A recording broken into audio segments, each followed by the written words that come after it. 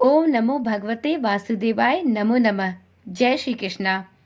हिंदू धर्म में एकादशी तिथि प्रभु श्री हरि को समर्पित होती है। साधक इस विशेष तिथि पर व्रत रखकर भगवान श्री हरि की उपासना करते हैं।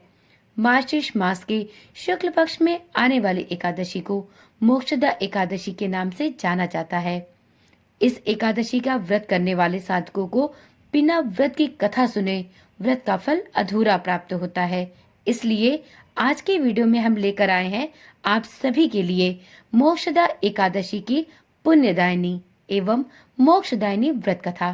तो एक बार श्री हरि विष्णु का नाम लेते हुए इस पुण्यकारी कथा का प्रारंभ करते हैं। ओम नमः शिवाय। जय श्री कृष्णा। आप सभी का सनातन धर्मसार चैनल पर बहुत बहुत स्वागत है। मित्रों, एक समय की बात है, महाराज युधिष्ठिर भगवान श्री कृष्ण से कहते हैं, हे भगवान, आप तीनों लोकों के स्वामी, सबको सुख देने वाले और जगत के पालनहार हैं।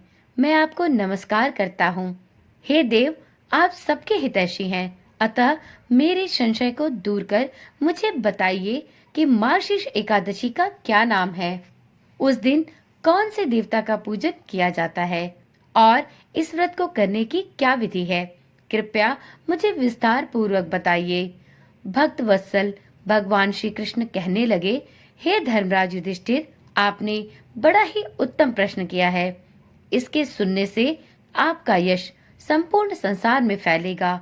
मार्गशीर्ष शुक्ल एकादशी अनेक पापों को नष्ट करने वाली है। इसका नाम मोक्षदा एकादशी है।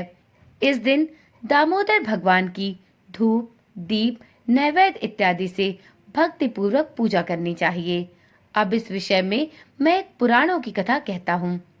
गोकुल नाम के नगर में वैखानस नामक एक राजा राज्य करता था।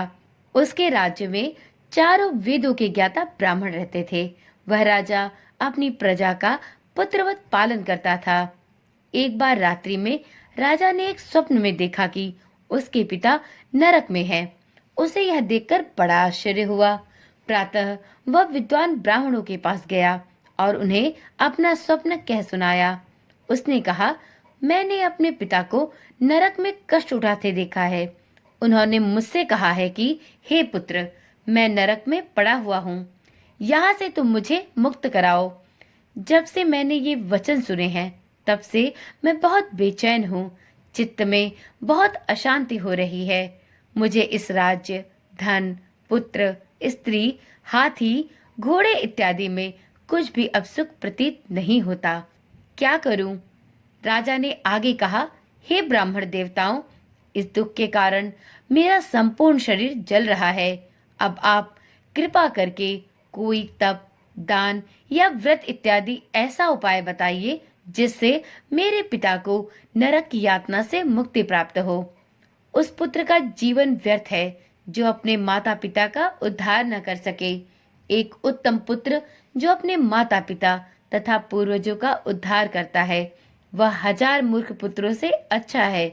जैसे एक चंद्रमा सारे जगत में प्रकाश कर देता है, परंतु हजारों तारे मिलकर भी नहीं कर सकते। ब्राह्मणों ने कहा, हे राजन, यहाँ पास ही भूत, भविष्य, वर्तमान के ज्ञाता पर्वत ऋषि का आश्रम है। आपकी समस्या का हल वह जरूर करेंगे। ऐसा सुनकर राजा मुनि के आश्रम पर गया। उस आश्रम में अनेक शांत चित्त योगी और मुनि तपस्या कर रहे थे। उसी जगह पर्वत मुनि भी बैठे थे। राजा ने मुनि को साष्टांग दंडवत किया। मुनि ने राजा से सांगोपांग कुशल पूछी। राजा ने कहा कि महाराज, आपकी कृपा से मेरे राज्य में सब कुशल मंगल है, लेकिन अकस्मात मेरे चित्त में अत्यंत अशांति उत्पन्न हो गई है। ऐसा सुनकर पर्वत मुनि ने अपनी आंखें कुछ क्षणों के लिए बंद की और भूत विचारने लगे। फिर वह बोले, हे राजन, मैंने योग के बल से आपके पिता के कुकर्मों को जान लिया है। उन्होंने पूर्व जन्म में कामातुर होकर एक पत्नी को रति दी, किंतु सौत के कहने पर दूसरे पत्नी को ऋतुदान मांगने पर भी नहीं दिया। उसी पाप कर्म के कारण आपके पिता को नरक में जाना पड़ा और उन्हें नरक की यातना भोगनी पड़ रही है। तब राजा ने कहा, हे प्रभु, इसका कोई उपाय बतलाइए। मुनिवर बोले, हे राजन, आप मार्गशीर्ष एकादशी का उपवास करें और उस उपवास के पुण्य को अपने पिता को संकल्प कर दे। इसके प्रभाव से आपके पिता की अवश्य नरक से मुक्ति होगी। मुनि के ये वचन सुनकर राजा अपने महल में वापस आ गया और मुनि के कहे अनुसार कुटुंब सहित मोक्षदा एकादशी का व्रत किया। इसके उपवास का पुण्य उन्होंने अपने पिता को अर्पित कर दिया। इसके प्रभाव से उनके पिता को मुक्ति प्राप्त हुई और स्वर्ग में जाते हुए वह अपने पुत्र से कहने लगे, हे पुत्र, तुम्हारा कल्याण हो। यह कहकर वह स्वर्ग को चले गए। मार्गशीर्ष मास की शुक्ल पक्ष की मोक्षदा एकादशी का जो भी कोई साधक व्रत करता है, उसके समस्त पाप नष्ट हो जाते हैं। इस व्रत से बढ़कर मोक्ष देने वाला और कोई व्रत नहीं है। इस कथा को पढ़ने या सुनने से वाजपेयी यज्ञ का फल मिलता है। यह व्रत मोक्ष देने वाला तथा चिंतामणि के समान सभी मनोकामनाएं पूर्ण करने वाला है। तो एक बार प्रेम से बोलिए, श्री विष्णु भगवान की जय। तो मित्रों, यदि आप भी मोक्षदा एकादशी का व्रत रखते हैं तो अपने व्रत को सार्थक और सफल बनाने के लिए, मोक्षदा एकादशी व्रत के सभी पुण्यों को प्राप्त करने के लिए इस एकादशी पर इस कथा का श्रवण अवश्य करें। साथ में अपने घर में उपस्थित सभी परिवारजनों को यह कथा अवश्य सुनाएं। तो चलिए मित्रों, आज की वीडियो और आज की यह मोक्षदायिनी कथा यहीं पर समाप्त करते हैं। फिर मिलते हैं अगली वीडियो के साथ।